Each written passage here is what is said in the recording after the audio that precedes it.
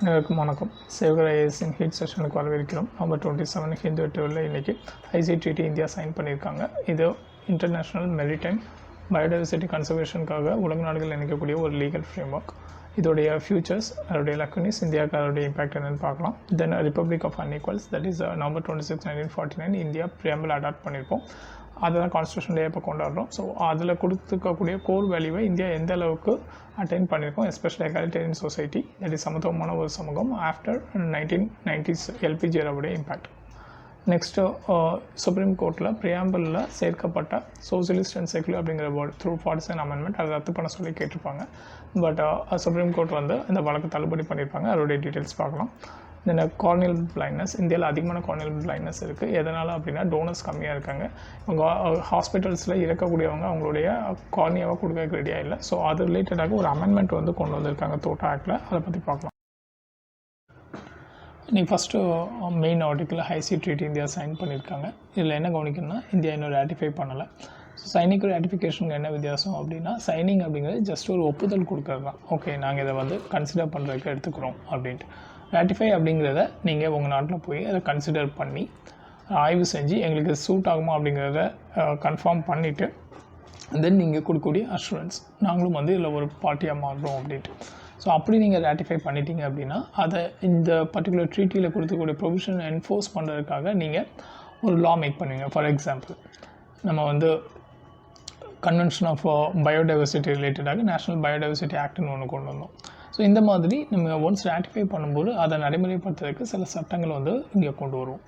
So once நீங்கள் ratify பண்ணிட்டீங்கன்னா you are legally binding. அந்த ப்ரொவிஷன்ஸை நீங்கள் வயலேட் பண்ணக்கூடாது. It depends. சில ப்ரொவிஷன்ஸ் வாலண்டரியாக இருக்கும், சில ப்ரொவிஷன்ஸ் வந்து லீகலி பைண்டிங்னே கொடுத்துருவாங்க. ஸோ அப்போ ஓவரால் இந்த பர்டிகுலர் ஹைசி ட்ரீட்டியை பொறுத்த வரைக்கும் கிட்டத்தட்ட 104 கண்ட்ரிஸ் வந்து சைன் பண்ணியிருக்காங்க. பட் ஆனால் ரேட்டிஃபை பண்ணலை. ஏன், இதை லேட்டர் பார்க்கலாம். ஸோ அதுக்கு பிஃபோர் இந்த பர்டிகுலர் ஹைசி ட்ரீட்டி அல்லது பயோடைவர்சிட்டி பியாண்ட் நேஷ்னல் ஜூரிஸ்டிக்ஷன் அப்படிங்கிற இந்த ட்ரீட்டி எது கீழே ஆப்ரேட் ஆகும் அப்படின்னா யூஎன் கிளாஸ் அப்படிங்கிற இன்னொரு கன்வென்ஷன் கீழே. இந்த யூஎன் கிளாஸ் அப்படிங்கிறது என்னென்னா United Nation Convention on law of seas. So கடல் சார்ந்த சட்டங்களை வந்து நிர்வகிக்கக்கூடிய ஒரு அமைப்பு. ஸோ 1982 வந்து இதை க்ரியேட் பண்ணுறாங்க. இது எந்த இன்னொரு கன்வென்ஷனை ரீப்ளேஸ் பண்ணுறது அப்படின்னா Geneva convention on high cheese 1958. அதை ரீப்ளேஸ் பண்ணி வர்றதா இந்த யூஎன் கிளாஸ் அப்படிங்கிறது. இந்த யூஎன் கிளாஸ் கொண்டு வரும்போது அது கீழே ஒரு 3 பாடி வந்து செட்டப் பண்ணுறாங்க. அதோடைய அந்த லாஸ் எல்லாம் வந்து என்ஃபோர்ஸ் பண்ணுறதுக்காக. இந்த யூஎன் கிளாஸ் அப்படிங்கிறது என்ன அப்படின்னா ஹை சீஸ் அப்படின்னு சொல்லப்படக்கூடிய கடல், ஓஷன், பெருங்கடலுடைய ஒரு பர்டிகுலர் ஏரியாவை நிர்வகிக்கக்கூடிய சட்டங்கள். இது எல்லா உலக நாடுகளும் இதன்படி தான் அந்த ஏரியாவில் வந்து அவங்க நடந்துக்கணும். இல்லை முக்கியமான அந்த 3 பாடிஸ் என்னெல்லாம் அந்த யூஎன் கிளாஸ் கீழே நிர்வகிக்க கிரியேட் பண்ணப்பட்ட ஒன்று international tribunal for law of sea. So இதில் கொடுக்கப்பட்டிருக்கக்கூடிய அந்த லாஸை ரிலேட்டடான டிஸ்பியூட்ஸ் வந்துச்சுன்னா அதை தீர்க்கக்கூடிய தீர்ப்பாயம். தென் இன்டர்நேஷ்னல் சீ பெட் அத்தாரிட்டி. இந்த சீ பெட் அப்படிங்கும்போது கடலுடைய அடித்தளம். ஸோ அதில் இருக்கக்கூடிய ரிசோர்ஸஸ் அதை எக்ஸ்ப்ளோரேஷன் பண்ணக்கூடிய அந்த ரைட்ஸ் எல்லாம் கொடுக்கக்கூடிய ஒரு அத்தாரிட்டி தான் இந்த இன்டர்நேஷ்னல் சீ பெட் அத்தாரிட்டி. இப்போது ஃபார் எக்ஸாம்பிள் இந்தியாவுக்கு வந்து டீப் சீ மைனிங் ரிலேட்டடான ஒரு ரைட்ஸ் வந்து பே ஆஃப் பெங்கால் அந்த ரீஜனில் வந்து ப்ரொவைட் பண்ணியிருப்பாங்க. ஸோ இந்த பாலிமெட்டாலிக் நோடுல்ஸ் அப்படிங்கிறது ஸோ இந்தியாவுடைய எனர்ஜி செக்டரில் இது ஒரு பெரிய ஒரு சேஞ்ச் ஓவர் வந்து க்ரியேட் பண்ணோம் அப்படின்ட்டு இந்தியா டீப் சி மிஷன் அப்படின்ட்டு யூஎஸோட சேர்ந்து we are just trying to explore the possibilities. So இந்த மாதிரியான சட்டங்கள் வந்து அதுக்கான வழிவகுப்பில் பண்ணி கொடுக்கும் international seabed authority. So this and another authority commission on limits of continental shelf. So continental shelf அப்படிங்கிறது இப்போது ஒரு இந்தியா இருக்குது அப்படின்னா இந்தியாவுடைய லேண்டு முடிகிற இடத்துல இருந்து அந்த லேண்டை வந்து கடலுக்கு அடியில் எக்ஸ்டெண்ட் ஆகும், அப்படியே ஒரு ஸ்லாண்டிங்காக உள்ளே போகும். ஸோ அதுதான் வந்து கான்டினென்டல் ஸ்லோப் அப்படின்பாங்க. ஸோ அதுலேருந்து வரக்கூடிய கான்டினென்டல் ஷெல்ஃப். ஸோ இந்த ரீஜன் எவ்வளோ தூரம், பிகாஸ் அது வரைக்கும் அதாவது கடலை வந்து ஒரு 5 டிஃப்ரெண்ட் ஜோன்ஸாக பிரிச்சிருப்பாங்க. நம்ம என்னென்னு பார்க்கலாம். ஸோ இதுக்குள்ளே இந்த கான்டினென்டல் ஷெல்ஃப் எது வரைக்கும் ஒவ்வொரு நாட்டுக்கும் அப்படிங்கிற டிட்டர்மைன் பண்ணக்கூடிய அந்த ஒர்க் வந்து இந்த commission on limits of continental shelf அப்படிங்கிறவங்க பண்ணுவாங்க. நார்மலி 200 நாட்டிக்கல் மைல் அப்படிங்கிறத லைன் அப் பண்ணி கொடுக்குறது தான் இவங்களுடைய மேஜர் வேலை. Okay fine. ஸோ இப்போ அந்த ஜோன் 5 ஜோன்ஸாக பிரிப்பாங்கன்னு சொல்லியிருந்தோம் இல்லையா? ஸோ அதை எப்படி பிரிப்பாங்க அப்படின்னா, ஃபஸ்ட்டு வந்து இன்டர்னல் வாட்டர், அதாவது லேண்டு முடிகிற இடம், ஓகே, அங்கேருந்து ஆரம்பிக்க கடல். ஸோ அதுக்கு அந்த முடிகிற இடத்துக்கும் கடலுக்கும் இடையில வரக்கூடிய அந்த வாட்டர், ஸோ அது வந்து இன்டர்னல் வாட்டர். அது வந்து கம்ப்ளீட்டாக அந்த பர்டிகுலர், இப்போ இந்தியா இருக்குது அப்படின்னா இந்தியாவுடைய இப்போது we are having western peninsula இல்லையா?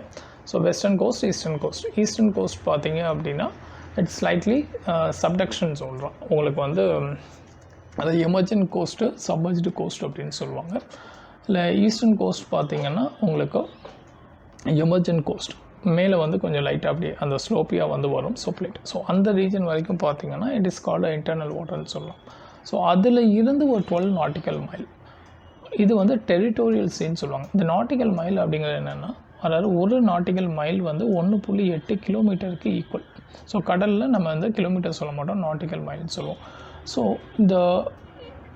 அந்த இன்டர்னல் வாட்டர் முடிகிற இடத்துல இருந்து, அதாவது லேண்டும் சீயும் ஜாயிண்ட் ஆகிற இடத்துல இருந்து 12 நாட்டிக்கல் மைல் வந்து இந்த டெரிட்டோரியல் சி. இந்த இயற்கை டெரிட்டோரியல் சி ஏன் இதை பிரிக்காங்க அப்படின்னா, எல்லா நாடுமே அவங்களுடைய உரிமைகளை வந்து அந்த சாவரின் ரைட்ஸை வந்து நிலைநாட்டுறதுக்கு ட்ரை பண்ணுவாங்க. ஒன்று அவங்களுக்கு கிடைக்கக்கூடிய எக்கனாமிக் ரிசோர்ஸ் பெனிஃபிட், இன்னொன்று செக்யூரிட்டி. இப்போது நிறைய நியூஸில் பார்க்கும், சைனாவுடைய ஷிப் வந்து இந்தியன் ஓஷனுக்குள்ளே சர்வைலன்ஸ்க்காக சப்மரைன்ஸை வந்து அவங்க உள்ளே சென்ட் பண்ணுறாங்க. So it's violating Indians sovereign territory over the seas அப்படின்னு சொல்லி பார்க்கும். ஃபிலிப்பைன்ஸுக்கும் சைனாவுக்கும் இடையில இருக்கக்கூடிய, சவுத் சைனாவுக்கு இடையில இருக்கக்கூடிய அந்த territorial marine area dispute. So இந்த மாதிரி நிறைய விஷயங்கள் நம்ம பார்க்கலையா. ஸோ அப்போ அந்த டெரிட்டோரியல் அவங்களுடைய ரைட் எது வரைக்கும் அப்படிங்கிறத லைன் அப் பண்ணும்போது அவங்களுடைய முழு ரைட்ஸை வந்து அங்கே எக்ஸசைஸ் பண்ண முடியும்.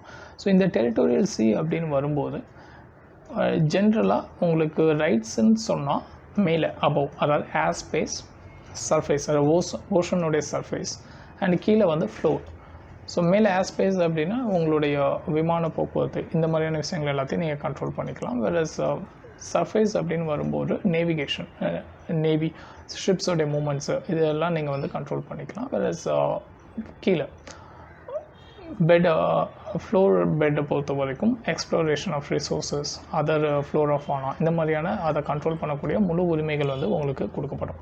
வேறஸ் இந்த 12 nautical மைல்லேருந்து முடிகிறதுலேருந்து another 12 nautical மைலாக contiguous zone அப்படின்னு சொல்லுவோம். இந்த கண்டிகுவஸ் ஜோனை பொறுத்த வரைக்கும் ஏர் ஸ்பேஸ் வந்து உங்களுக்கு அந்த ரைட்ஸ் கிடையாது, அந்த நேவிகேஷன் வந்து லிமிட்டட். வேறஸ் அந்த ஃப்ளோரில் வந்து உங்களுக்கு ஒரு ஆளுமை இருக்கும் அந்த எக்ஸ்ப்ளோரேஷன், இந்த மாதிரியான அதர் ஆக்டிவிட்டீஸில். ஸோ இந்த கண்டிகுவஸ் ஜோன் முடிகிற இடம், அதாவது 24 நாட்டிக்கல் மைல், இது முடிகிற இடத்துல இருந்து ஃபர்தராக எக்ஸ்டெண்ட் பண்ணி that is around 200 nautical mile. இந்த 200 நாட்டிக்கல் மைலுங்கிறது இந்த 24 நாட்டிக்கல் மைலை உள்ளடக்கியது. ஸோ இந்த 200 நாட்டிக்கல் 24லேருந்து 200 வரைக்கும் உள்ளது பார்த்தீங்கன்னா எக்ஸ்க்ளூசிவ் எக்கனாமிக் ஜோன் அப்படின்னு சொல்லுவோம். இங்கே வந்து உங்களுக்கு நேவிகேஷன் ரைட்ஸ்லாம் கிடையாது, நீங்கள் யாரையும் கண்ட்ரோல் பண்ண முடியாது. அது மாதிரி ஏர் ஸ்பேஸும் நீங்கள் கண்ட்ரோல் பண்ண முடியாது. ஒன்லி அந்த ஃப்ளோரில் எக்ஸ்ப்ளோரேஷன், அந்த மாதிரியான ரைட்ஸ்லாம் சீபெட்டில் இருக்கக்கூடிய உரிமைகளை மட்டும் நீங்கள் வந்து இங்கே மெயின்டைன் பண்ணிக்கலாம். தென் இதை தாண்டி இந்த 200 நாட்டிக்கல் மைல் இந்த லைன்லாம் யார் போடுவான்னா அந்த commission on limits of continental shelf அப்படிங்கிற அந்த அமைப்பு வந்து யுஎன் கிளாஸ் கீழே அவங்க லைனப் பண்ணுவாங்க. ஸோ இதை தாண்டி வர்றதான் ஹை சீஸ், ஓகே, பெருங்கடல் அப்படிங்கிறது இதுக்கப்புறம் தான். ஸோ இந்த ஏரியா வந்து இது எப்படி நிர்வாகம் பண்ணுறாங்க அப்படின்னா principle of common humankind, எல்லாருக்குமே வந்து ஒரு பயனுள்ள வகையில் அதை யூஸ் பண்ணோம் அப்படிங்கிறதுக்காக தான் இந்த ஹை சீஸ் அப்படிங்கிறத விட்டுருக்காங்க. இது இன்டர்நேஷ்னல் கம்யூனிட்டிஸ் எல்லாருக்குமே பொருந்தும். ஸோ இதை நிர்வகிக்கிறதுக்கான ஒரு எல்லோரும் கன்சென்சஸில் அக்செப்ட் பண்ணக்கூடிய ஒரு சட்டம் இயற்றல் வந்து ஒரு நிலுவையிலே இருந்துகிட்டு இருந்துச்சு. இப்போ தான் அந்த ட்ரீட்டி வந்து சைன் பண்ணப்பட்டிருக்கு அண்ட் இப்போ தான் அது வந்து நடைமுறைக்கு வருது. ஸோ நம்ம ஆல்ரெடி இப்போது பேக் டு த எடிட்டோரியல்ஸ்க்கு போயிடலாம். இப்போ எடிட்டோரியல் பார்த்திங்க அப்படின்னா நான் ஆல்ரெடி சொல்லியிருந்தேன், ஒன்லி 104 கண்ட்ரிஸ் சைன் பண்ணலை, 14 பேராக ரேட்டிஃபை பண்ணியிருக்காங்க. ஏன் மிச்சவங்களாம் பண்ணலை அப்படின்னா ஆத்தரில் வந்து முக்கியமான பாதகங்களை சொல்கிறார். ஃபர்ஸ்ட் ஆஃப் ஆல் பாதகங்கள் பார்க்கறதுக்கு முன்னாடி இது முக்கியமான அம்சங்கள் என்னென்ன, இந்த ஹை சி ட்ரீட்டியோட முக்கியமான அம்சங்கள் என்னென்னு பார்த்தீங்கன்னா ஒரு 3 முக்கியமான ஆப்ஜெக்டிவ்ஸ் கொடுத்துருக்காரு. Conserving marine biodiversity. So marine biodiversity அப்படின்னா அங்கே இருக்கக்கூடிய ஃப்ளோரா அண்ட் ஃபானா, தாவரங்கள் மற்றும் அதர் கடல்வாழ் உயிரினங்களை வந்து பாதுகாக்கக்கூடியது. ஸோ இதுக்கு வந்து marine biodiverse marine protected area அப்படிங்கிற ஒரு செட்டப் வந்து பண்ண இப்போ நம்ம வைல்ட் லைஃப் ப்ரொடெக்ஷன் ஆக்டில் இந்தியாவில் வைல்ட் லைஃப் ப்ரொடெக்ஷன் ஆக்ட் கீழே பார்த்தீங்கன்னா ப்ரொடெக்டட் ஏரியாஸ்னு ஒரு லிஸ்ட் இருக்கும். அது கீழே மெரைன் ப்ரொடெக்டட் ஏரியாஸ், அதாவது நேஷ்னல் பார்க், சாங்சுரிஸ், இது கீழே மெரைன் ப்ரொடெக்டட் ஏரியாஸ் அப்படின்னு ஒரு லிஸ்ட் இருக்கும். ஸோ இந்த மாதிரியான மெரைன் ப்ரொடெக்டட் ஏரியாஸை ஹை சீஸில் வந்து செட்டப் பண்ணுறத இவங்க வந்து இதுக்குள்ளே பேசுகிறாங்க. ரெண்டாவது, ensuring equitable sharing of benefits from marine genetic resources. அதாவது அதுலேருந்து கிடைக்கக்கூடிய பெனிஃபிட்ஸை எல்லாருக்கும் ஷேர் பண்ணணும். இப்போ ஃபார் எக்ஸாம்பிள் நீங்கள் கன்வென்ஷன் ஆஃப் பயோடைவர்சிட்டி அதுக்குள்ளே போய் பார்த்தீங்க அப்படின்னா ஏபிடி அப்படின்னு சொல்லி ஒரு இது வந்து நகோயா ப்ரோட்டோகால் இதெல்லாம் பேசியிருப்பாங்க. என்ன அப்படின்னா access and benefit transfer, ABT அப்படின்னு சொல்லுவாங்க. ஸோ அதே மாதிரியான பிரின்சிபல் தான் இங்கேயும் கொண்டு வர்றாங்க. அதாவது நீங்கள் ஒரு ரிசோர்ஸஸை வந்து எக்ஸ்ட்ராக்ட் பண்ணுறீங்க அப்படின்னா அதை சுற்றி உள்ள உங்களுக்கும் அதோடைய பெனிஃபிட் வந்து போய் சேரணும் அப்படிங்கிறதுடைய அம்சம் தான் இந்த ensuring equitable sharing of benefits. Whereas there's another one, mandating environmental impact assessment. So anything ஏதோ ஒரு ப்ராஜெக்ட் நீங்கள் உங்கள் நாட்டுக்குள்ளே, அதாவது இந்த நேஷ்னல் பவுண்ட்ரிக்குள்ளேயோ அல்லது நீங்கள் வெளியவோ ஏதோ ஒரு ப்ராஜெக்ட் பண்ணுறீங்க, அது மெரைனுடைய எக்கோசிஸ்டமை பாதிக்கும் அப்படிங்கிறத ஆராய்கிறதுக்காக இந்த என்விரான்மெண்டல் இம்பேக்ட் அசஸ்மெண்ட் அப்படிங்கிறத கண்டக்ட் பண்ணணும் அப்படிங்கிறத இதோடைய அம்சங்கள். ஸோ இது not okay with many countries. First பார்த்தோன்னா மேஜர் ரீசன்ஸ் ஆத்தர்ஸ் சொன்னது, இந்த மெரிடைம் டெரிட்டரிஸ் டிஸ்பியூட் வந்து நிறைய ப்ரிவேல் ஆகிக்கிட்டு இருக்குது. சவுத் சைனா அந்த ஏரியாவை சுற்றி ஃபுல்லாக இருக்கக்கூடிய எல்லா ஐலாண்ட்ஸ்லையுமே வந்து சவுத் சைனா அவங்களுடைய ஆதிக்கத்தை வந்து செலுத்த ட்ரை பண்ணுறாங்க. ஃபார் எக்ஸாம்பிள் பிலிப்பைன்ஸுக்கும் சவுத் சைனாவுக்கும் வந்து அந்த டிஸ்பியூட்டில் பார்த்தீங்கன்னா இன்டர்நேஷ்னல் கிரிமினல் கோர்ட் வந்து ஹேஸ் கிவன் அ வெர்டிக்ட். இது வந்து பிலிப்பைன்ஸ்க்கு அந்த டெரிட்டோரியல் ரீஜன் வந்து மெரைன் ஏரியா வந்து சொந்தமாகும் அப்படின்ட்டு. பட் சைனா வந்து அது பெரிய லெவலில் சீரியஸாகவே எடுக்கலை and there not ready to respect. So அந்த மாதிரி டெரிட்டோரியல் டிஸ்பியூட்ஸ் இருக்குது. ஸோ அது ஒன்று. அதுக்கப்புறம் இவங்க சொல்லக்கூடிய அந்த மெரிடைம் அந்த protected area, marine protected areas அப்படின்னு சொல்லும்போது இது அந்த கண்ட்ரியோடைய பீப்புளோடைய வாழ்வாதாரத்தை, ஃபிஷிங் ரைட்ஸு இதெல்லாம் பாதிக்குமோ அப்படிங்கிறதுல ஒரு சின்ன ஹெசிடேஷனும் வந்து அதர் கண்ட்ரிஸ்க்கு இடையில ப்ரிவீல் ஆகுது. சேம் கைண்ட் ஆஃப் ஒப்பீனியன் தான் பே ஆஃப் பெங்கால் சுற்றி இருக்கக்கூடிய கண்ட்ரிஸும் வந்து கொடுக்காங்க.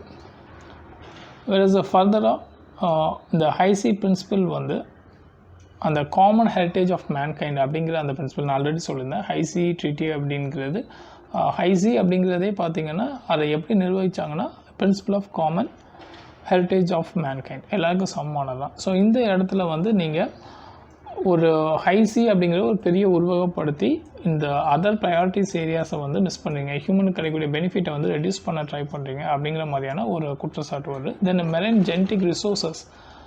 ஸோ இந்த இடத்துல அந்த ப்ராஃபிட் ஷேரிங்காக இருக்கட்டும் அல்லது டெக்னாலஜி ஷேரிங்காக இருக்கட்டும், இதில் டிஸ்அட்வான்டேஜ் யாருக்கு வரும்னு பார்த்தோம்னா லெஸ் எக்யூப்டு ஆர் புவர் கண்ட்ரீஸ்க்குலாம் வந்து டிஸ்அட்வான்டேஜ் வரும். Because there is no proper accountable measures வந்து இந்த ட்ரீட்டியில் கொடுக்கப்படலை. ஸோ இதனால் டெவலப்ட் கண்ட்ரீஸ் பெரிய லெவலில் எக்ஸ்ப்ளாய்ட் பண்ணிவிட்டு அதை வந்து அவங்க கம்மியாக காமிக்கிறதுக்கும் இது இருக்குது. அண்டு சின்ன கண்ட்ரீஸ்னால பெரிய லெவலில் எந்த விதமான எஃபெக்டிவான எக்கனாமிக்கல் ஆக்டிவிட்டீஸையும் முன்னெடுக்க முடியாது அப்படிங்கிற மாதிரியான ஒரு கண்ணோட்டத்தை வைக்காங்க. Then that capacity building and technology transfer, இது வந்து சேமஸ் லைக் நீங்கள் இப்போது UNFCCC எடுத்துட்டிங்க அப்படின்னா இந்த கிளைமேட் கவர்னன்ஸில், அதாவது டெவலப்ட் கண்ட்ரிஸ் எல்லாமே okay common but differentiated responsibility. Developed countries எல்லாமே ரொம்ப நீங்கள் முன்னவே வந்து ஃபோசில் ஃபியூல்லாம் யூஸ் பண்ணி நிறைய டெவலப் ஆகிட்டீங்க. ஸோ டெவலப்பிங் கண்ட்ரிஸ் வந்து ஸ்பீடாக இந்த ஃபோசில் ஃபியூல்லேருந்து வெளியே வரதுக்கு டெக்னாலஜிக்கல் சப்போர்ட் பண்ணணும், அது போக ஃபினான்ஷியல் சப்போர்ட் பண்ணணும் இல்லையா.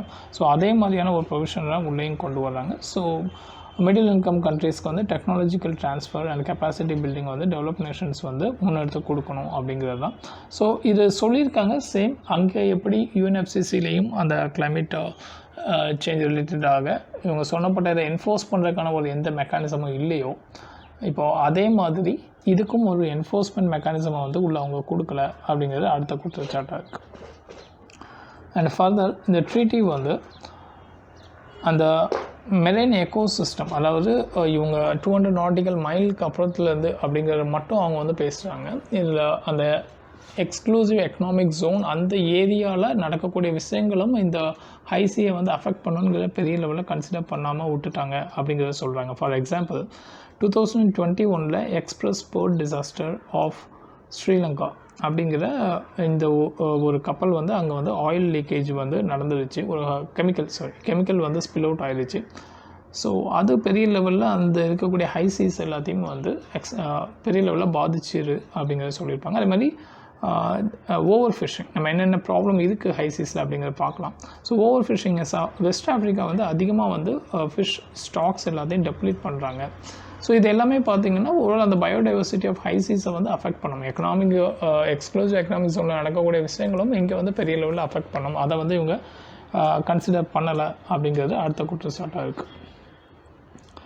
அண்ட் மோரோவர் இவங்க இந்த ஹைசி கவர்னன்ஸை வந்து டிசைன் பண்ணும்போது கோஸ்டல் ரெகுலேஷன்ஸை பெரிய லெவலில் அதையும் வந்து இன்டர்லிங்க் பண்ணிக்கல. Because every country has its own coastal. இப்போ இந்தியாவை எடுத்துக்கிட்டிங்க அப்படின்னா கோஸ்டல் ரெகுலேஷன் அப்படின்னு சொல்லி செப்பரேட்டாக வி ஆர் ஹேவிங்.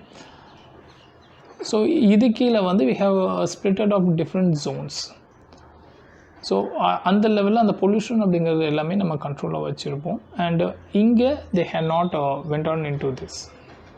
ஸோ அது ஒரு குற்றச்சாட்டாக வச்சுருப்பாங்க. ஏன்னா அதை கூட நீங்கள் சேர்ந்து ஒரு லா மேக் பண்ணால் தான் it will make more effective அப்படிங்கிறது. Then apart from that coastal states வந்து பெரிய லெவலில் ரெஸ்பான்சிபிலிட்டிஸ் எடுக்க ரெடியாக இல்லை. பிகாஸ் அவங்களோட மேஜர் வாழ்வாதாரமே வந்து மெரைன் ஃபிஷிங் இந்த மாதிரியான விஷயங்கள்லாம். ஸோ இந்த ட்ரீட்டிஸ் வந்து அதை பெரிய லெவலில் பாதிக்கும் அப்படிங்கிறதுனாலையும் அவங்க முன் வரல.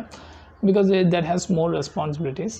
Apart from that environmental impact assessment வந்து எடுக்கணும் அப்படின்னு சொல்லியிருக்காங்க. இது வந்து ஹைசீஸை மட்டும் இல்லாமல் அந்த நேஷ்னல் டெரிட்டரிக்குள்ளேயும், அதாவது அது அந்த 200 நாட்டிக்கல் மைலுக்குள்ளேயும் அவங்க ஏதாவது எக்ஸ்ப்ளோரேஷன் பண்ணுறாங்க, அது வந்து இங்கே தாக்கத்தை ஏற்படுத்தும் அப்படிங்கிற பட்சத்திலும் அந்த என்விரான்மெண்டல் இம்பேக்ட் அசஸ்மெண்ட் வந்து ரொம்ப எசென்ஷியல் அப்படிங்கிறத இங்கே மீன் பண்ணியிருக்காங்க. ஸோ இது எல்லாமே இவர் சொன்ன முக்கியமான பாயிண்ட்ஸ். அண்ட் இது போக ஸோ இந்த we have already talked about the high seas பற்றி பார்க்கலாம் அப்படின்னு சொல்லியிருந்தேன். ஸோ ஹை சீஸை பற்றி பார்த்தோம் அப்படின்னா ஓவரால் வேர்ல்டில் 64% வந்து வேர்ல்டு ஓஷன் இருக்குது. இல்லை 50% வந்து எர்த் சர்ஃபேஸை வந்து இந்த ஓஷன்லாம் வந்து கவர் பண்ணுது. இந்த ஓவரால் 64% ஆஃப் வேர்ல்டு ஓஷனில் ஒரே 1% ஆஃப் அந்த ஹை சீஸ் மட்டும்தான் ஸோ ஃபார் வந்து இந்த ப்ரொடெக்டட் அம்பர்லாக்கில் வந்து கொண்டு வரப்பட்டிருக்கு அப்படின்னு சொல்கிறாங்க. ஸோ அப்போ ஹை சீஸை வந்து நிர்வகிக்கணும், அதை ப்ராப்பராக வந்து ஒழுங்குமுறைப்படுத்தணும் அப்படிங்கிறதுக்காக தான் இந்த ஹை சீ ட்ரீட்டி கொண்டு வந்திருக்காங்க. ஸோ ஏன் அதில் என்னென்ன ப்ராப்ளம் இருக்குது, அதோடைய த்ரெட் மேஜர் அதாவது அங்கே என்ன நடந்தாலும் அதில் பாதிக்க போகிற அங்கே இருக்கக்கூடிய பயோடைவர்சிட்டிஸ் தான். ஸோ அதில் மேஜர் த்ரெட் அப்படின்னா ஒன்று நேச்சுரல் த்ரெட்ஸ் அப்படின்னு சொல்லும்போது ஓஷன் அசிடிஃபிகேஷன். பிகாஸ் அதிகமாக வந்து இப்போது கிளேஷியர்ஸ் உருகிறது. அண்டு நம்ம ஓஷன் அப்படிங்கிறது பார்த்திங்கன்னா கார்பன் செக்வஸ்ட்ரேஷனுக்கான ஒரு பெரிய கிரவுண்ட். ஸோ நேச்சுரல் ப்ராசஸில் அந்த கார்பன் செக்வஸ்ட்ரேஷன் அப்படிங்கிறது அதுவாக வந்து உள்ள சேரும், அக்யூமுலேட் ஆகும். தென் அதுவே வந்து படிஞ்சு அது ஒரு ஃபாசில் ஃபியூவல்ஸாக மாறி ஸோ அதர்வைஸில் அந்த சைக்கிள் வந்து போய்கிட்டே இருக்கும். But when we are emitting more carbon அப்படின்னு சொல்லும்போது அது மோர் கார்பன் வாட்டரில் மிக்ஸ்அப் ஆகிறதுனால அதோடைய பிஹெச் வேல்யூ வந்து பெரிய லெவலில் ஓஷனில் வந்து அஃபெக்ட் ஆகுது. ஸோ இதுதான் வந்து ஓஷன் அசிடிஃபிகேஷன். அதாவது ஓஷன் வந்து அந்த சைக்கிள்குள்ளே அதனால் கொண்டு வர முடியல, அதிகமான அசிடிஃபிகேஷன் நடக்கிறதுனால இது ஓஷனில் வாழக்கூடிய உயிரினங்களை பெரிய லெவலில் பாதிக்கும். ஸோ இதுதான் ஓஷன் அசிடிஃபிகேஷன் அப்படிங்கிறது. Then El Nino effect. ஸோ எல்னினோவுடைய ரைட் காஸ் அப்படிங்கிறது பெரிய லெவலில் தெரியாது. எல்னினோ அப்படிங்கிறது என்னென்னா தட் இஸ் அந்த பெருங்கடல் வந்து அந்த பசிபிக் பெருங்கடல் வந்து வெப்பமடைகிறதுனால வரக்கூடிய மான்சூனில் சேஞ்சஸ். ஓகே, அதுதான் வந்து எல்னினோ அப்படின்னு சொல்லுவோம். எல்னினோ வந்துச்சுன்னா மோஸ்ட்லி நமக்கு வந்து delay in rainfall and break in rainfall. பிரேக்னா விட்டு விட்டு மழை பெய்யுறது மான்சூன் சீசனில், இல்லை குவான்டிட்டி ஆஃப் வாட்டர் வந்து அதிகமாக இருக்காது நமக்கு. ஸோ இது எல்லாமே பார்த்திங்கன்னா எல்னினோவுடைய இம்பேக்ட். ஸோ ஜென்ரலி இந்த எல்னினோலாம் வரும்போது that will alter the temperature of the ocean. So அப்படி டெம்பரேச்சர் அல்டர் ஆகும்போது அதில் கடல்வாழ் உயிரினங்கள் எல்லாமே highly sensitive to the temperature, even the mild changes. So அது பெரிய லெவலில் அந்த பயோடைவர்சிட்டியை வந்து பாதிக்கும். ஸோ இது போக ஹியூமனால் இன்டியூஸ் பண்ணக்கூடிய அதர் ஃபேக்டர்ஸ் அப்படின்னு பார்த்தோன்னா தி ஓவர் ஃபிஷ்ஷிங். இப்போ ஜப்பான் அந்த இடத்துலலாம் பார்த்திங்கன்னா ஃபுல்லாகவே வந்து ஃபிஷ்ஷஸ் தான் அவங்களுடைய எக்கனாமியோடைய பூஸ்டே. அதை நம்பி தான் அவங்களுடைய மேஜர் லைவ்லிஹுட் ஆக்டிவிட்டீஸ் எல்லாமே இருக்கும். And they are the world largest fish catching, production and அதை எக்ஸ்போர்ட் பண்ணக்கூடிய ஒரு கண்ட்ரி. ஸோ நிறைய ஃபிஷ்ஷஸை வந்து அவங்க மொத்தமாக எடுத்துகிட்டு வந்துடுவாங்க. அவங்க யூஸ் பண்ணக்கூடிய அந்த வலைகள் இது எல்லாமே பார்த்திங்கன்னா கடலுடைய வளத்தை வந்து அப்படியே வந்து குறைச்சிக்கிட்டே வருது அப்படின்னு சொல்கிறாங்க. Because there's a breeding season அப்படின்னு ஒன்று உண்டு. ஒரு குறிப்பிட்ட டைம் வந்து கொடுக்கணும் ஃபிஷ்ஷஸ் வந்து ரீப்ரொடியூஸ் பண்ணுறதுக்காக. அது போக ஃபிஷ்ஷஸ் எதில் ரீப்ரொடியூஸ் பண்ணணும்னா இந்த கோரல் ரீஃப் இந்த மாதிரியான ஃபீச்சர்ஸில் தான். ஸோ இந்த த்ராலிங் அப்படின்னு சொல்லுவாங்க. அதாவது வலைகள் வந்து அப்படியே ஃப்ளோரில் பட்டு அது அப்படியே இழுத்துக்கிட்டே வரும். ஸோ அப்போ அதில் இருக்கக்கூடிய பாசி, இந்த பவளப்பாறைகள் இது எல்லாமே பார்த்திங்கன்னா சேதத்துக்கு ஆட்கப்படும். ஸோ ஃபிஷ்ஷஸ் வந்து அங்கே போய் முட்டைகள் வந்து இடாது. ஸோ இனப்பெருக்கத்தை வந்து இது பெரிய லெவலில் பாதிக்கும். Fishes move to some other places. So இந்த மாதிரியான நிறைய ப்ராப்ளம் வந்து இந்த ஓவர் ஃபிஷ்ஷிங் அப்படிங்கிறதுனால ஃபேஸ் பண்ணப்படுது. இது போக நம்ம சொன்னோம் அப்படின்னா பொல்யூஷன், சீபட் மைனிங்காக இருக்கட்டும். இப்போ இந்த கேஸ் ஹைட்ரேட்ஸ் அப்படின்னு சொல்லி ஒரு விஷயம் சொல்லியிருப்பாங்க. அது ஐஸ் மீத்தேன் அப்படின்னு சொல்லுவாங்க. ஸோ இது நம்ம பே ஆஃப் பெங்கால் அந்த பெட் ஓரத்தில் அதிகமாக கிடைக்கும். ஸோ இந்தியா வந்து அதை எக்ஸ்ப்ளோர் பண்ணுறதுக்கு நிறைய ப்ராஜெக்ட்ஸ் பண்ணிகிட்ருக்காங்க. ஸோ இந்த மாதிரி அதர் தென் தட் ஆயில்ஸ் உள்ளேருந்து எடுக்க இருக்கட்டும், இல்லை ஷேல் கேஸ் எடுக்க இருக்கட்டும், எல்லாமே பார்த்திங்கன்னா இந்த சீபெட்டில் தான் வந்து ஃபங்க்ஷன் பண்ணுவாங்க. ஸோ அதனால் வரக்கூடிய pollution. Apart from that ships வந்து மேஜராக மூவ் ஆன் பண்ணும்போது ஷிப்ஸு கோட்டி பெரிய லெவலில் அந்த ஆயில் எல்லாமே பார்த்திங்கன்னா ஸ்ப்ரெட் ஆயிரும். ஸோ ஒன்ஸ் ஆயில் வந்து ஃபுல்லாகவே ஸ்ப்ரெட் ஆயிடுச்சு அப்படின்னா அதை வந்து நீங்கள் திரும்ப எடுக்கிறது ரொம்ப கஷ்டமான டாஸ்க். பிகாஸ் ரீசெண்டாக பார்த்திங்கன்னா நம்ம எண்ணூர் துறைமுகத்தில் I think 2 years before oil spillage அப்படிங்கிறது நடந்துச்சு. ஸோ அது அவ்வளோத்தையும் நீங்கள் எடுக்கணும்னா economical loss as well as அதை சுற்றி இருக்கக்கூடிய பயோடைவர்சிட்டி, அந்த வாட்டரில் இருக்கக்கூடிய பயோடைவர்சிட்டி, அந்த பிகாஸ் டிசால்வ் ஆக்சிஜனுடைய லெவல் குறைஞ்சிக்கிட்டே வரும். ஏன்னா அடுத்த ஃபர்தராக உங்களுக்கு ஒளி வந்து உள்ள ஊடுருவாது.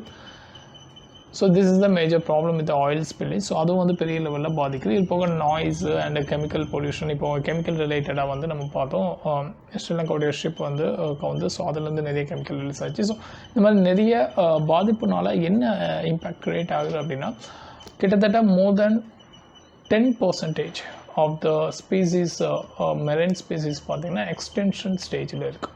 ஸோ அதை ப்ரிசர்வ் பண்ணக்கூடிய ஒரு முக்கியமான கட்டத்தில் உலக நாடுகள் எல்லாம் இருக்கிறதுனால இந்த யூஎன் ஹைசி ட்ரீட்டி அப்படிங்கிறது இட்ஸ் வெரி வெரி இம்பார்ட்டண்ட். இந்த ஆயில் எக்ஸ்ப்ளோரேஷன், ஆயில் ஸ்பில்லேஜை பற்றி பேசணும் இல்லையா? ஸோ இதை கண்ட்ரோல் பண்ணுறதுக்கு there is one more convention இருக்குது, மார்போல், MERPOL. மார்போல் 1973 ஒரு கன்வென்ஷன் கொண்டு வந்தாங்க. இது ஷிப்ஸு அவங்க ஆக்சிடென்டலாவோ இல்லை ஆப்ரேஷன் பண்ணும்போது ஏதோ ஒரு லீக்கேஜ்னால ஏதோ சம்திங்னால மெரைனில் வந்து கடலில் ஆயில் ஸ்பில்லேஜ் ஆச்சுன்னா என்னென்ன பண்ணணும், அதுக்கு ரிலேட்டடான ஒரு கன்வென்ஷன் தான் இது. Okay, so these are the major content. Okay, இப்போ இந்தியாவுக்கு வந்து இது எந்த மாதிரியான ஒரு கனெக்டிவிட்டி க்ரியேட் பண்ணுதுன்னு பார்த்தீங்கன்னா, India is already doing well with this maintaining marine resources. நான் ஆல்ரெடி சொன்ன மாதிரி Wild Life Protection Act 1972 கீழே we are having a separate classification of marine protected areas already நம்ம வச்சுருக்கோம். And deep C exploration mission வந்து நம்ம roll out பண்ணியிருக்கோம். இது போக சாகர் அப்படின்னு சொல்லி ஒரு ப்ராஜெக்ட், சாகர் மாலா ப்ராஜெக்ட், இதெல்லாமே கோஸ்டல் இன்ஃப்ராஸ்ட்ரக்சர் டெவலப்மெண்ட், அதை சார்ந்த அந்த உயிரினங்கள் அதை எல்லாத்தையுமே வந்து மெயின்டைன் பண்ணுறதுக்கான ஒரு மேஜர் ப்ராஜெக்ட்ஸ் தான். அது போக இந்தியா என்விரான்மெண்டல் இம்பேக்ட் அசஸ்மெண்ட் இப்போ ரீசெண்டாக கூட அதில் அமெண்ட்மெண்ட் கொண்டு வந்தாங்க. So will discuss that thing in separate thing. அது ஃபாரஸ்ட் அது ரிலேட்டடாக அந்த என்விரான்மெண்டல் இம்பேக்ட் அசஸ்மெண்ட்.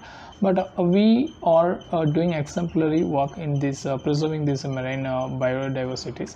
ஸோ அப்படிங்கிறதுனால இந்தியாவுடைய ஸ்டேக் அண்ட் இந்தியாவுடைய இம்பார்ட்டன்ஸ் இன் இந்தியன் ஓஷன் வந்து not only in strategic and security mean also in preserving marine பயோடைவர்சிட்டியில் ஒரு பெரிய பங்கு வகிக்கும் அப்படிங்கிறது நம்ம வந்து இந்த we can take it as extraction. Next article போயிடலாம். from a republic to a republic of unequals. So in the article just unequal அப்படிங்கிற அந்த டாப்பிக்கில் உங்களுக்கு புரியும், ஈக்குவல்ஸ்லேருந்து unequals. So how it is பார்க்கலாம். பட் GS2 பொறுத்த வரைக்கும் it's a very good article because generally there is a question யூபிஎஸ்சியோடைய ப்ரிலிம்ஸில் வந்து மெயின்ஸில் பார்த்தோன்னா எப்போதுமே எல்பிஜி era அதோடைய இம்பேக்ட் நார்மலாக சொசைட்டி ஏரியாவில் இந்த மாதிரியான கொஷின்ஸ் கேட்பாங்க. பட் இப்போது கவர்னன்ஸ் ஏரியாலையும் இந்த கொஷின்ஸ்லாம் கேட்காங்க. So this article talks about the LPG era and its impact in the Indian overall constitutional values. GS2ல பார்த்தீங்கன்னா constitutional values value premises அப்படின்னே ஒரு செப்பரேட் சாப்டர் இருக்கும். ஸோ வேல்யூஸ் அப்படிங்கும்போது நம்ம ப்ரியாம்பிளில் வந்து ஆல்ரெடி பார்த்துருப்போம், justice, liberty, equality, fraternity.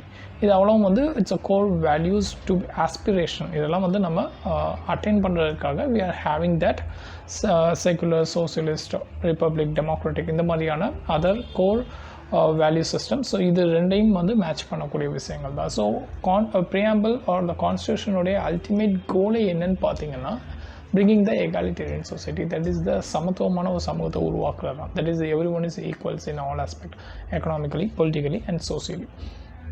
So author இதில் என்ன டிஸ்கஸ் பண்ணுறாரு அப்படின்னா, இந்தியா வந்து at the time of independence we have opted the liberal constitution. So liberal கான்ஸ்டியூஷன்னா என்ன?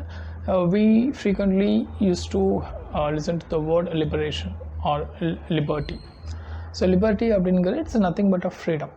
Even in words of Mahatma Gandhi அவருடைய வேர்ட்ஸில் சொல்லணும் அப்படின்னா, ஸ்வராஜ் அப்படிங்கிறது வெறும் ஃப்ரீடம் கிடையாது, it is a liberation in redeeming one's self-respect, self-responsibility and capacity for self-realization அப்படிங்கிற மாதிரிலாம் சொல்லி. இப்போ தட் இஸ் லிபர்ட்டி அப்படிங்கிறது என்ன அப்படின்னா ஆப்சன்ஸ் ஆஃப் கன்ஸ்ட்ரெயின்.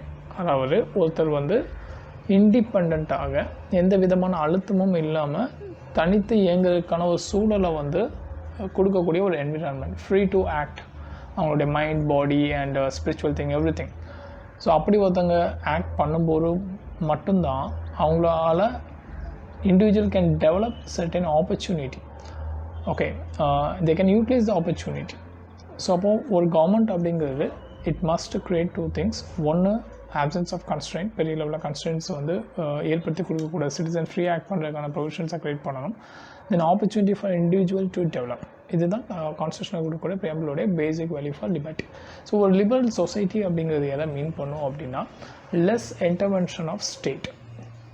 ஓகே, அப்போது லெஸ் இன்டர்வென்ஷன் ஆஃப் ஸ்டேட் அப்படிங்கிறது என்ன மாதிரியான தாக்கத்தை ஏற்படுத்தும் அப்படின்னா, as you aware of Napoleon era, French ரெவல்யூஷனை பற்றிலாம் தெரிஞ்சிருக்கும். இந்த லிபர்ட்டி, ஈக்குவாலிட்டி, ஃப்ராட்டர்னிட்டி அப்படிங்கிற இந்த கான்செப்டை கொடுத்ததே பார்த்தீங்கன்னா ஃப்ரெஞ்ச் ரெவல்யூஷன்லாம் நம்ம கொடுத்தது. But French revolution is also and negative example. எப்படி ஒருத்தங்க லிபர்ட்டியை வந்து எக்ஸஸாக யூஸ் பண்ணாங்க அப்படின்னா அது வந்து அப்படியே பேக் ஃபயர் ஆகும் அப்படிங்கிறது இருக்குது. Because too much of liberty lead to devastation அப்படிங்கிறது தான் நமக்கு ஃப்ரெஞ்ச் ரெவல்யூஷன் வந்து கொடுக்கும். ஸோ அப்போது தனி மனித சுதந்திரம் அப்படிங்கிறது ஸ்டேட் இன்டர்ஃபரன்ஸ் பண்ணக்கூடாது அப்படின்னு ஒரு சூழ்நிலை வந்துச்சு அப்படின்னா, அம்பேத்கர், டாக்டர் B.R. அம்பேத்கர் வந்து always use to say that, அதாவது ஈக்குவாலிட்டி, அதாவது சமநிலை இல்லாத ஒரு இடத்துல லிபர்ட்டி, ஒரு சுதந்திரம் அப்படிங்கிறது கொடுக்கப்படும் போது த stronger will dominate the weaker. Okay, so இதுதான் இங்கே பெரிய ப்ராப்ளம் வரும். அதே மாதிரி லிபர்ட்டி, அதாவது ஈக்குவாலிட்டியை கொடுக்கும், லிபர்ட்டி இல்லை அப்படின்னா அந்த இடத்துல இன்னோவேட்டிவ்னஸ் வந்து பெரிய லெவலில் வெளியே வராது. பிகாஸ் எல்லாம் சமம் கொண்டு போயிடுவோம், எந்த விதமான சிந்தனைகளுக்கும் நம்ம வந்து அக்னாலஜ்மெண்ட் கொடுக்க மாட்டோம். ஸோ அப்போ there must be equality and liberty அப்படிங்கிறது இட்ஸ் அட்மோஸ்ட் திங். இது ரெண்டு இருந்துச்சுன்னா அங்கே ஃப்ராட்டர்னிட்டிஸ், ஒரு சகோதரத்துவம் அப்படிங்கிறது ப்ரிவேல் ஆகும். Okay, that things apart. So அப்போ இந்த இடத்துல வேறு என்ன பேசுகிறார் அப்படின்னா, இந்த லிபர்ட்டி அப்படிங்கிறது நம்ம வந்து கையில் எடுத்துட்டோம், லிபரல் சொசைட்டிஸ் ஃபார்ம் பண்ணணும் அப்படின்ட்டு. பட் இந்தியன் சமூகம் வந்து நிறைய விஷயங்களில் பிரிவடைந்து காணப்பட்டதுனால அந்த இடத்துல நலிந்த மக்களுக்கான உரிமைகளை வந்து மீட்டெடுக்கணும் அப்படிங்கிற ஒரு காரணத்தினால இந்தியன் கான்ஸ்டியூஷன் அப்படிங்கிறது ஸ்டேட்டோட intervention, that is reasonable restrictions அப்படிங்கிறதையும் ஆர்டிகல் 19 clause 2 அதில் வந்து தெளிவாக கொடுத்துருந்தாங்க. ஸோ அப்போ அதை தான் அஃபர்மேட்டிவ் ஆக்ஷன்ஸ் இப்போ ரிசர்வேஷன் கொடுக்காங்க. So that is one of the affirmative action the government has came forward to support these people. So இந்த லிபர்ட்டி அப்படிங்கிற இந்த கான்செப்டை பற்றி நம்ம பார்க்கோம் அப்படின்னா தியரட்டிக்கலாக இதை வந்து ரெண்டாக கிளாஸிஃபை பண்ணுவாங்க. That is a positive liberty and negative liberty. So இப்போ நம்ம செக்குலரிசம் கான்செப்ட்லேயும் பார்த்தோம்னா there was one UPSC question, அதாவது பாசிட்டிவ் வெஸ்டர்ன் செக்குலரிசமுக்கும் இந்தியன் செக்குலரிசமுக்கும் என்ன டிஃப்ரென்ஸ் அப்படிங்கிற மாதிரியான ஒரு கொஸ்டின்லாம் கேட்டிருப்பாங்க. ஸோ அதே மாதிரி லிபர்ட்டிலையும் வந்து பாசிட்டிவ் அண்ட் நெகட்டிவ் லிபர்ட்டி அப்படின்னு ஒன்று இருக்குது. ஸோ பாசிட்டிவ் அப்படிங்கிறது எப்போவுமே ஞாபகம் வச்சுக்கணும், தட் இஸ் இண்டிகேட் ஸ்டேட்டோட இன்டர்வென்ஷன் ஃபார் குட் காஸ், அதுதான் பாசிட்டிவ் லிபர்ட்டி. நெகட்டிவ் லிபர்ட்டி அப்படிங்கிறது minimum area of non interference, எந்த அளவுக்கு ஸ்டேட்டோடைய இன்டர்ஃபரன்ஸ் இல்லாமல் இருக்கோ, அந்த ரீஜன் எந்த அளவுக்கு எக்ஸ்பேண்டாக பெருசாக இருக்கோ அந்தளவுக்கு ஒரு தேசத்தில் வந்து லிபர்ட்டி அப்படிங்கிறது பீப்புள் என்ஜாய் பண்ணுறாங்க அப்படிங்கிறத மீன் பண்ணும். ஸோ நெகட்டிவ் லிபர்ட்டி அப்படிங்கிறது லெஸ் ஸ்டேட் இன்டர்வென்ஷன் அப்படிங்கிறத மீன் பண்ணும். வேறு பாசிட்டிவ் லிபர்ட்டியோடைய ப்ராப்ளம் என்ன ஆகும், பிகாஸ் நம்ம இந்தியா மாதிரியான பிளவடைந்த நிறைய பிரிவுகள் கொண்ட ஒரு சமூகத்தில் கண்டிப்பாக ஒரு நடுவில் நின்று பஞ்சாயத்து பண்ணுறதுக்கு ஒருத்தர் வேணும். That's a state comment to that. So அப்படி இருக்கும்போது என்ன ஆகும் அப்படின்னா, ஸ்டேட் வந்து ஒரு கட்டத்தில் நாங்கள் வந்து உங்களை உயர்த்துறோம் அப்படின்னு சொல்லி அவங்க டாமினேட் பண்ண ஆரம்பிச்சுவாங்க. That will go to the authoritarian. So that must be some limit. இப்போ ஃபார் எக்ஸாம்பிள் பிரிட்டிஷ் ராஜ் எடுத்துக்கலாம், ஒயிட்ஸ்மேன் பர்டன் அப்படின்னு சொன்னான். அதாவது உங்களை வந்து பார்பேரியன், இந்தியர்கள் எல்லாருமே பார்பேரியன், அதாவது ஒரு பழங்குடி மக்கள், அதாவது நீங்கள் வந்து காட்டு மிராண்டியான பழக்க வழக்கங்களை கொண்டவர்கள். ஸோ உங்களை நாங்கள் வந்து ஒரு சிவிலைசேஷன் சொசைட்டியாக மாற்றுறது தான் எங்களுடைய பர்டன், அதை வந்து நாங்கள் எடுத்துக்கிறோம் அப்படிங்கிறது அவங்க வந்து ஒயிட்மேன் பர்டன், ஒயிட்மேன் ப்ரெஸ்டேஜ் இந்த மாதிரியான கான்செப்ட்லாம் வச்சு முன் வச்சாங்க. ஸோ அதுதான் ஸ்டேட் வந்து அவங்களுடைய ஆளுமையை செலுத்துறதுக்கு இதை ஒரு காரணமாக வந்து சில நேரங்களில் யூஸ் பண்ணிடுவாங்க அப்படிங்கிற ஒரு கிரிட்டிசிசம் வந்து இந்த பாசிட்டிவ் லிபர்ட்டி அப்படிங்கிற இந்த கான்செப்டில். ஸோ இதில் ஆத்தர் வந்து என்ன சொல்கிறாரு அப்படிங்கும்போது, ஜான் ரால்ஸோடைய எகாலிட்டேரியன் லிபரலிசம் அப்படிங்கிற ஒரு கான்செப்டை பற்றி பேசியிருக்காரு. இதில் 3 பிரின்சிபலை வந்து அந்த ஜான் ரால்ஸ் வந்து முன் வைக்காங்க. That is equal basic liberty, equal opportunity and differences. So equal basic liberty, okay, எல்லாருக்கும் வந்து சமமான ஒரு அடிப்படை லிபர்ட்டி வந்து ப்ரொவைட் பண்ணணும். அண்ட் ஆப்பர்ச்சுனிட்டிஸ் நம்ம ஆல்ரெடி பார்த்தோம் இல்லையா, ஆப்பர்ச்சுனிட்டிஸ் வந்து அவங்களுக்கு கொடுக்கணும். அப்புறம் individual can develop themself. And also differences, so அவங்களோட டிஃப்ரென்சஸையும் ஐடென்டிஃபை பண்ணணும். ஸோ ஈக்குவாலிட்டி அண்ட் ஈக்விட்டி அந்த கான்செப்ட் நமக்கு ஆல்ரெடி தெரியும். ஈக்குவாலிட்டி அப்படிங்கிறது எல்லாத்தையும் ஒரே மாதிரி பார்க்குறது. ஈக்விட்டி அப்படிங்கிறது யாராவது ஒருத்தங்க பொருளாதாரம் ரீதியாகவோ சமூக ரீதியாகவோ இல்லை அதர் மீன்ஸில் வந்து டிஸ்அட்வான்டேஜாக இருக்காங்க அப்படின்னா அவங்கள நமக்கு ஈக்குவலாக கொண்டு வரதுக்கான சில அஃபர்மேட்டிவ் ஆக்ஷன்ஸ் வந்து கவர்மெண்ட் எடுப்பாங்க. ஸோ அதை வந்து பாசிட்டிவ் டிஸ்கிரிமினேஷன் அப்படின்னு சொல்லுவாங்க. ஓகே, ஸோ இந்த கான்செப்ட் எல்லாமே பாலிட்டியில் நீங்கள் பார்த்துருப்பீங்க. ஸோ இதில் இந்தியாவுடைய டிபிஎஸ்பியில் பார்த்தோம் அப்படின்னா 2 மேஜர் ஆர்டிக்கல் இருக்குது. ஒன்று 38(2) அண்ட் 39C. இந்த 38(2) பார்த்தீங்கன்னா இதுதான் அந்த வெல்ஃபேர் சொசைட்டி, சோசியலிஸ்ட் நேஷன் அப்படிங்கிற ஒரு விஷயத்தை வந்து முன்னிலைப்படுத்துது.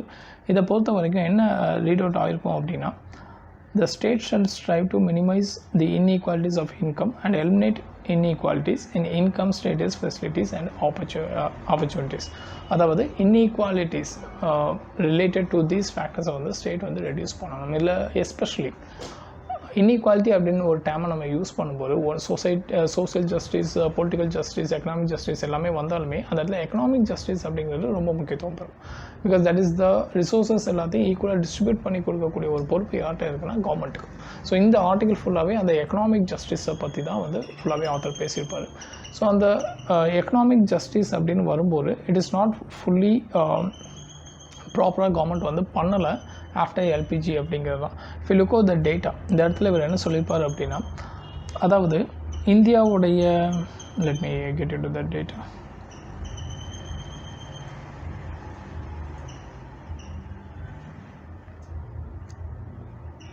ஓகே,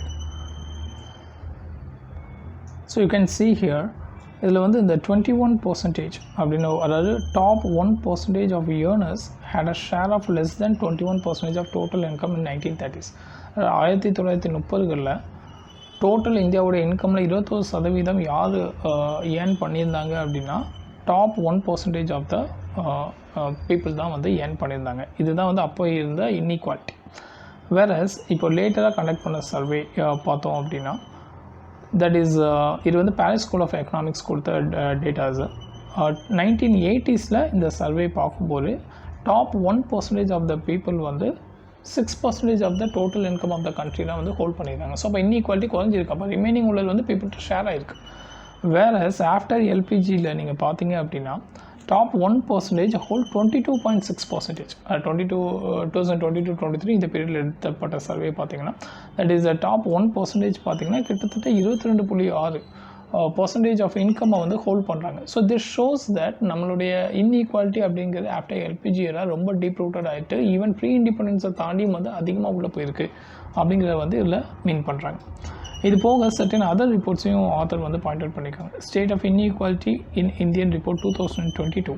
ஸோ இதை பொறுத்த வரைக்கும் லேபர் ஃபோர்ஸ் சர்வேயோடைய ரிப்போர்ட்டை ஹைலைட் பண்ணி காமிச்சிருக்காங்க. மந்த்லி வேஜ் பார்த்தோன்னா கிட்டத்தட்ட 25,000க்கு மேலே ஏர்ன் பண்ணக்கூடிய பீப்புள் வெறும் 10% தான் இருக்காங்க. அண்ட் ரிமைனிங் பீப்புள் எல்லாமே பார்த்தோன்னா மந்த்லி 25,000 கீழே தான் ஏர்ன் பண்ணுறாங்க அப்படிங்கிற அந்த ரிப்போர்ட்டை வந்து மீன் பண்ணியிருக்காங்க. Whereas apart from that other reports towards tax justice and wealth redistribution of in India, இதை பொறுத்த 2024 உடைய ரிப்போர்ட் இதில் இந்தியாவில் எந்த அளவுக்கு economic inequality and social inequality வந்து ஒன்றுக்கு ஒன்று ஓவர்லேப் ஆகிருக்கு அப்படிங்கிறத வந்து டீட்டெயில் பண்ணியிருக்காங்க. That is the wealth distribution அது ரிலேட்டடாக. ஸோ 2022-23 ரிலேட்டடாக 90% பில்லியனியர் வந்து இந்தியாவில் வந்து இருந்திருக்காங்க. அவங்க அப்பர் கேஸ்ட்டை சார்ந்தவர்கள். வேறஸ் எஸ்டி கம்யூனிட்டியில் பில்லியனியர்ஸ் யாரும் இல்லை. அண்ட் ஓபிசியில் 10%, எஸ்சி கம்யூனிட்டியில் 2.6% பில்லியனர்ஸ் தான் இந்தியாவில் வந்து இருக்காங்க. இதில் ரொம்ப கான்ட்ராடிக்டரி திங் 2014-2022 வரைக்கும் பார்த்தோன்னா ஓபிசியோடைய ஷேர் குறைஞ்சிட்டு 20%லேருந்து 10%ஆக மாறிடுச்சு. வேறு அப்பர் காஸ்டோடைய ஷேர் வந்து 80லேருந்து 90%ஆக மாறிடுச்சு அப்படின்னு சொல்கிறாரு. இது போக ஆக்ஸ்ஃபாம் இன்டர்நேஷ்னல் அவங்களுடைய ரிப்போர்ட்டையும் ஹைலைட் பண்ணுறாங்க. ஸோ இதில் என்ன சொல்கிறாங்க அப்படின்னா டோட்டல் நம்பர் ஆஃப் பில்லியனியர்ஸ் பார்த்தோன்னா 2000 ஒரு கிட்டத்தட்ட ஒரு 9ல் இருந்தது. 2000 அப்போ 9 பில்லியனர்ஸ் தான் இருந்திருக்காங்க. 2023ல் 119 பில்லியனர்ஸ் வந்து வந்திருக்காங்க. ஸோ இந்த பில்லியனர்ஸ் ஏர்ன் பண்ணக்கூடிய இன்கம்மை ஒரு காமன் மேன் ஏர்ன் பண்ணணும் அப்படின்னா அவனுக்கு கிட்டத்தட்ட 941 வருஷம் வந்து அவனுடைய மினிமம் வேஜை கால்குலேட் பண்ணும்போது அவனுக்கு தேவைப்படுது அப்படிங்கிறதையும் இதில் வந்து மீன் பண்ணியிருக்காங்க. ஸோ எப்படி ஒரு எக்கனாமிக் இன்இக்வாலிட்டி வந்து சோசியல் இன்இக்வாலிட்டினா ரெண்டும் வந்து கனெக்ட் ஆகிருக்கு அப்படிங்கிறது தான். So economically when they are getting more deprived thereby socially also they are getting deprived அப்படிங்கிறது அந்த ஓவரால் ஆர்டிக்கிளோடைய முக்கியத்துவம். ஸோ இதில் சில ஜட்ஜ்மெண்ட்ஸில் வாட் இஸ் திஸ் சோசியலிசம் அப்படிங்கிற மாதிரியான கான்செப்ட் எல்லாமே வந்து எக்ஸ்பிளைன் பண்ணியிருப்பாங்க. That is nothing but state has a power to control the resources. அந்த எக்கனாமிக் ரிசோர்ஸஸ் எல்லாத்தையும் கண்ட்ரோல் பண்ணி ப்ராப்பராக டிஸ்ட்ரிபியூட் பண்ணக்கூடிய பொறுப்பு வந்து ஸ்டேட்டுக்கு இருக்குது அப்படிங்கிறத தீஸ் கோர்ட் ஜட்ஜ்மெண்ட்ஸ் வந்து வேரியஸ் இடங்களில் வந்து ஹைலைட் பண்ணி காமிச்சிருக்கிறத ஆத்தர் வந்து காமிச்சிருக்காரு. So the crux of the article வந்து இவ்வளோ தான். Okay, let you go on to the next article. So Supreme Courtல வந்து கேஸ் ஃபைல் பண்ணியிருக்காங்க. ஆல்ரெடி ப்ரீவியஸாகவே வந்து ஒன்ஸ் 2020 ஒரு கேஸ் போட்டிருந்தாங்க. இப்போது there's another attempt. அதை என்ன அப்படின்னா ப்ரியாம்பிள் அப்படிங்கிறது 1949 26 நவம்பரில் கொண்டு வரும்போது செக்குலர் சோசியலிஸ்ட் அண்ட் இன்டெகிரிட்டி அப்படிங்கிற இந்த வேர்டு வந்து ஆட் பண்ணியிருக்க மாட்டாங்க. இது எப்போ ஆட் பண்ணுவாங்க அப்படின்னா எமர்ஜென்சி டியூரேஷனில் இந்திரா காந்தி அம்மையார் பீரியடில் 42nd கான்ஸ்டியூஷனல் அமெண்ட்மெண்ட் ஆக்ட் 1976 மூலியமாக உள்ளே கொண்டு வந்திருப்பாங்க. ஸோ அமெண்ட்மெண்ட்னால் அது என்ன ப்ரொசீஜர் அப்படிங்கிறதுலாம் நீங்கள் பாலிட்டியில் படிச்சிருப்பீங்க. ஸோ இதில் என்ன ப்ராப்ளம் அப்படின்னா இவங்க என்ன ஆர்கியூ பண்ணுறாங்கன்னா இந்த செக்குலர் அப்படிங்கிற வேர்டு வந்து மென்ஷன் பண்ணுங்கிற தேவையில்லை அப்படிங்கிறத மீன் பண்ணுறாங்க. பட் கோர்ட் இதுக்கு என்ன ஆர்குமெண்ட் கொடுக்காங்க அப்படின்னா அதாவது செக்குலர் அப்படிங்கிற வேர்டு வந்து ஆல்ரெடி கான்ஸ்டியூஷனில் இருக்கக்கூடிய ஒரு வேர்டு தான். ஐ மீன் இம்ப்ளிசிட்டாக இருக்கக்கூடிய ஒரு word. If you look over article 14 equality before law that includes all the different religious people. Whereas article 25 எடுத்துட்டிங்க அப்படின்னா freedom of conscience profess propagate and practice of all the religious things. இது எல்லாமே பார்த்திங்கன்னா already கான்ஸ்டியூஷனில் கொடுக்கப்பட்டதுதான். Profess practice அப்படிங்கிறது எந்த ரிலிஜனையும் எந்த நபரும் அவருக்கு விருப்பப்பட்ட ரிலிஜனை ப்ராக்டிஸ் பண்ணிக்கலாம், ஃபாலோ பண்ணிக்கலாம். பட் என்னென்னா ஃபோர்ஸ் பண்ணி யாரையும் கன்வெர்ட் பண்ணக்கூடாது. இது ஒன்று மட்டும். அந்த கான்சென்ஸ் அப்படிங்கிறது அவரே மனம் ஒத்து அவருக்கு என்ன தோன்றோ ஈவன் ரிலிஜியஸ் ப்ராக்டிஸ் பண்ணாமல் இருக்கிறது கூட it is accepted, respected. So இதுதான் வந்து கான்ஸ்டியூஷன் வந்து நமக்கு பேசக்கூடிய விஷயங்கள். அண்ட் ஸோ அதனால் செக்குலர் அப்படிங்கிற வேர்டை ஆட் பண்ணுறதுல எந்த தப்பும் இல்லை. And that is the essence of the constitution அப்படிங்கிறத சொல்லியிருப்பாங்க. ஈவன் பொம்மை கேஸ் 1994 கூட சுப்ரீம் கோர்ட் வந்து இந்த செக்குலர் அப்படிங்கிற வேர்டு பார்த்தீங்கன்னா it is the basic structure of the constitution அப்படிங்கிற மீன் பண்ணியிருப்பாங்க. Then comes to the socialist. Doctor B.R. Ambedkar வந்து சோசியலிஸ்ட் அப்படிங்கிற வேர்டை கான்ஸ்டியூஷனில் வந்து கொண்டு வர வேண்டாம் அப்படின்னு சொல்லி கான்ஸ்டியூஷன் அசம்பிளியில் வந்து சொல்லும்போது என்ன காரணம் சொல்லியிருப்பாங்க அப்படின்னா, அதாவது நம்மளுடைய ஃப்யூச்சர் ஜென்ரேஷனில் ஒரு பொருளாதார கோட்பாட்டுக்குள்ளே வந்து நம்ம அடைக்கக்கூடாது அப்படிங்கிறத மீன் பண்ணியிருப்பாங்க. ஸோ கோர்ட்டில் என்ன சொல்லியிருப்பாங்க அப்படின்னா, அதாவது நம்ம சோசியலிஸ்ட் அப்படிங்கிற வேர்டு அதில் ஆட் பண்ணியிருக்கிறதுனால எந்த வகையிலையும் பொருளாதார நிர்வாகத்தில் எந்த விதமான ஒரு அப்ஸ் அண்ட் டவுன்ஸும் வரல. we are flexible to adapt the various changes. இப்போ LPG era வந்துச்சு, we have added the flexibility, liberalisation, நிறைய பாலி லைசன்ஸ் ராஜி, இந்த மாதிரியான விஷயங்கள்லாம் நம்ம கேன்சல் பண்ணோம். ஃபெராவை எடுத்துகிட்டு ஃபெமா கொண்டு வந்தோம். So Indian constitution itself adapting all the changes, organic தான். ஸோ அதனால் இந்த டேர்ம் இருக்கிறதுனால எந்த விதமான தாக்கமும் இல்லை அப்படிங்கிறதையும் கோர்ட் வந்து மீன் பண்ணியிருப்பாங்க. So these are the very major things well discussed in this article. இது போக ரொம்ப முக்கியமான இன்னொரு பாயிண்ட் என்ன அப்படின்னா, அதாவது இந்த 2 வேர்டும் 3 வேர்ட்ஸ் இல்லை 2 வேர்டை பற்றி தான் பேசியிருக்காங்க. அதாவது secular, socialist, integrity. So secular, socialist இந்த 2 வேர்டும் ஆட் பண்ணும்போது எமர்ஜென்சி பீரியடாக இருந்துச்சு, அதனால் இது வந்து செல்லாது அப்படின்னு கேட்டிருப்பாங்க. பட் கோர்ட் என்ன சொல்லியிருப்பாங்க அப்படின்னா, 44th அதாவது இந்திரா காந்தி அம்மையார் பீரியட் முடிஞ்சு மொரார்ஜி தேசாய் அதாவது ஜனதா பார்ட்டி கவர்மெண்ட் வந்து ஃபார்ம் பண்ணும்போது அப்போ அவங்க வந்து இந்த மினி கான்ஸ்டியூஷன் சொல்லப்படக்கூடிய 42வது கான்ஸ்டியூஷன் அமெண்ட்மெண்ட்டை அப்படியே ரீப்ளேஸ் பண்ணி அதில் உள்ள ப்ரொவிஷன்ஸ் எல்லாம் ரீப்ளேஸ் பண்ணி 44th கான்ஸ்டியூஷன் அமெண்ட்மெண்ட் ஆக்ட் 1978 அப்படின்னு சொல்லி கொண்டு வந்திருப்பாங்க. ஸோ அப்போ கொண்டு வரும்போது இந்த ப்ரியாம்பிளில் கொண்டு வந்த இந்த சேஞ்சஸையும் அவங்க டிஸ்கஸ் பண்ணி அக்செப்ட் பண்ணி தான் ஃபர்தராக மூவ் ஆன் பண்ணாங்க. ஸோ அதனால் இது உள்ளே இருக்கல எந்த பிரச்சனையும் இல்லை அப்படின்னு சொல்லி கோர்ட் வந்து இதில் வந்து சொல்லியிருப்பாங்க. So these are the major things. Next will go to the next article. That is an ideal way to அந்த கார்னியல் பிளைண்ட்னஸை பற்றி பேசியிருப்பாங்க. ஸோ தோட்டா ஆக்ட் 1994 இதுதான் அந்த ஹியூமன் ஆர்கன் டிரான்ஸ்பிளான்டேஷனுக்கு ரெகுலேட் பண்ணக்கூடிய ஒரு ஆக்ட். இதை பற்றி டீட்டெயிலாக நம்ம இன்னொரு நாள் பார்க்கலாம், பிகாஸ் இட்ஸ் ஆல்ரெடி ரொம்ப டைம் ஆயிடுச்சு. ஸோ இதில் வந்து என்ன ப்ராப்ளம் அப்படின்னு பார்த்தீங்கன்னா, கிட்டத்தட்ட இந்தியாவில் வந்து 1 லட்சம் கார்னியல் டிரான்ஸ்பிளான்ட் வந்து ஒவ்வொரு வருஷமும் பண்ண வேண்டிய ஒரு கட்டாயம் இருக்குது. பட் நம்ம ஒன்லி 30% பண்ணிகிட்ருக்கோம். இதுக்கு மேஜர் ரீசன் அந்த கார்னியல் டோனர்ஸ் கிடைக்காம இருக்கிறது அண்ட் கார்னியல் சர்ஜன்ஸும் இல்லாமல் இருக்கிறது. இன்னொன்று, இதை சேவ் பண்ணி வைக்கக்கூடிய ஐபேங்க் ஃபெசிலிட்டிஸும் நம்ம கையில் இல்லை. இப்போ ஐபேங்க் ஃபெசிலிட்டிஸ் அப்படின்னு பார்த்தோன்னா இந்தியாவில் மொத்தமே பார்த்திங்கன்னா ஒரு 50 ஐபேங்க் நமக்கு வந்து தேவைப்படுது.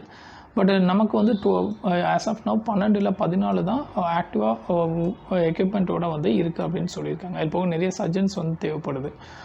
அண்ட் மோரோவர் இந்த கார்னியல் டோனர்ஸ்க்கு என்ன சஜஸ்ட் பண்ணுறாங்க, அதுதான் இந்த அமெண்ட்மெண்ட்ஸ் வந்து உள்ளே கொண்டு வராங்க. இந்த அமெண்ட்மெண்ட் வந்து ப்ரெஷ்யூம்டு கன்சென்ட் அப்படிங்கிற ஒரு வேர்டை வந்து யூஸ் பண்ணுறாங்க. இதோட இன்னொரு ஆப்போசிட் வேர்டு பார்த்திங்கன்னா ரெக்வஸ்ட். இந்த ரெக்வஸ்ட் அப்படிங்கிறது world leading successful organ toner இருக்கக்கூடிய கண்ட்ரீஸில் வந்து இந்த ரெக்வஸ்ட்டாக ஃபாலோ பண்ணுறாங்க. இது என்ன அப்படின்னா, இந்த மாதிரி வந்து நாங்கள் டொனேட் பண்ணுறோம் எங்களுடைய காலனியாவை அப்படின்னு சொல்லி அவங்க அக்செப்டன்ஸ் கொடுத்து அதுக்கப்புறம் வந்து பண்ணுறோம். பட் இந்த ப்ரெஷ்யூம்டு கன்சென்ட்டை பொறுத்த வரைக்கும் நீங்கள் ஒன்ஸ் ஹாஸ்பிட்டலில் அட்மிட் ஆகிட்டாலே நீங்கள் அங்கே இறக்கும் பட்சத்தில் உங்களுடைய கார்னியாவை வந்து இமீடியட்டாக எடுத்து ப்ரிசர்வ் பண்ணிடுவாங்க. ஸோ இதுக்கு வந்து உங்கள் கின் ரைட்ஸ் அடுத்த வாரிசு அவங்க வந்து முடியாது அப்படிலாம் எதுவுமே சொல்ல முடியாது. So this is the major thing இந்த ஆக்டில் வந்து கொண்டு வர்றாங்க.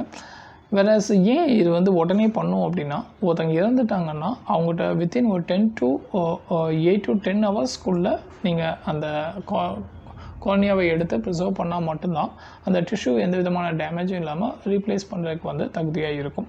ஸோ ஒரு எஸ்டிமேட் என்ன சொல்கிறோம் அப்படின்னா, இந்தியா வந்து it's a major cornea blindness வந்து இந்தியாவில் இருக்குது. இது எஸ்பெஷலி எல்டர் அண்ட் யங்கர் பீப்புள்கிட்ட பிளைண்ட்னஸ்க்கு இதுதான் மேஜர் ரீசன். ஸோ பட் இது எல்லாமே க்யூரபிள் தான் இஃப் தெர் இஸ் அ கரெக்டான டோனர்ஸ் கிடச்சிட்டாங்க அப்படிங்கிறது தான் இந்த ஓவரால் ஆர்டிக்கல். இதில் ஆத்தர் என்ன சொல்லியிருப்பார் அப்படின்னா, இந்த ப்ரெஷ்யூம்டு கன்சென்ட் அப்படிங்கிறது சக்ஸஸாக கொண்டு வரும் அப்படின்னு சொல்ல முடியாது. பிகாஸ் நிறைய சக்ஸஸ்ஃபுல் கண்ட்ரிஸ் எல்லாமே பார்த்திங்கன்னா இந்த ரெக்வஸ்ட் அப்படிங்கிற இந்த வே தான் ஃபாலோ பண்ணிட்டு வர்றாங்க. So India have to reconsider அப்படிங்கிற மாதிரி அந்த பாலிசியில் ரீகன்சிடர் பண்ணுங்க அப்படிங்கிற மாதிரியான விஷயம் சொல்லியிருப்பாங்க. ஸோ இது நமக்கு கொஸ்டின் பேப்பரில் எந்த மாதிரி கொஷின்ஸ் எக்ஸ்பெக்ட் பண்ணலாம் அப்படின்னா, நீங்கள் வந்து நிறைய கேஸ் ஸ்டடீஸில் வந்து எத்திக்ஸில் கேஸ் ஸ்டடிக்கு வந்து இதை யூஸ் பண்ணலாம். ஓகே, அதாவது value based individual life versus இன்னொரு எமோஷன்ஸ் ஏரியா. ஸோ ரெண்டையும் வந்து எப்படி டேக்கிள் பண்ணணும் அப்படிங்கிற மாதிரி ஏரியாவில் வந்து நீங்கள் இதை கேஸ் ஸ்டடீஸாக யூஸ் பண்ணலாம். அப்பார்ட் ஃப்ரம் தேட் ஹெல்த் செக்டாரில் டெக்னாலஜிக்கல் இன்டர்வென்ஸ், ஸோ அது கீழேயும் வந்து இந்த கார்னியா ரிலேட்டடான ப்ராப்ளம்ஸை பற்றி நீங்கள் பேசலாம். ஓகே, ஸோ இன்றைக்குரிய ஆர்டிக்கல் அவ்வளோதான். தேங்க்யூ.